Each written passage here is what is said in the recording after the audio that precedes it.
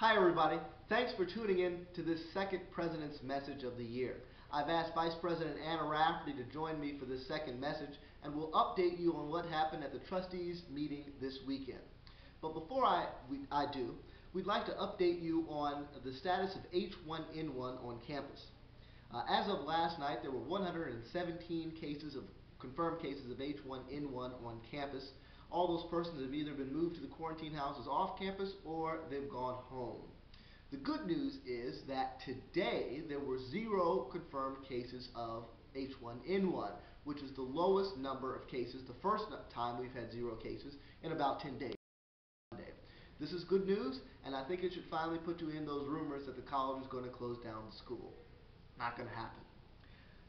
Also, let us be sure that we're all taking the precautions like washing our hands and using hand sanitizer so as not to contract H1N1 virus. All right, now I'll update you all on the trustees meeting this weekend. Charles and I spent about 15 hours with them in 2 days, so we got to know them just a little bit.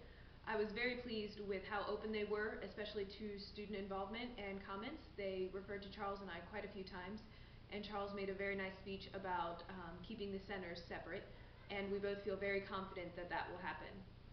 Another very interesting idea came up, and it's one that Charles and I would like to run with, so I'm going to let him give you some information about what's going to happen with that. After the trustees meeting, Anna and I have come to conclude that what our community needs is a community-wide forum, including students, to be held in Phelps Stokes with the trustees for everyone to express their opinions and ideas about the scenarios. Anna and I will now be advocating for this idea to President Chin and to the Administrative Committee. We're also, as I told you in my last message, continuing to work with the college's Office of Institutional Research to put together a survey which will go to all students and find out your opinions about the survey, or about the scenarios, to go to the trustees.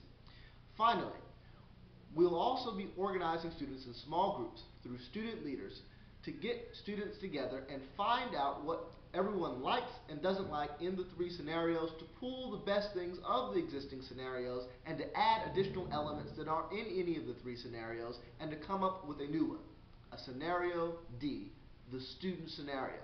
And I will be advocating for this along with the surveys to the Administrative Committee and to the trustees. So, look for these things to be coming down the pike. I thank you for tuning in and listening to Anna and I in this President's Message, and I hope you'll stay tuned for next week's message.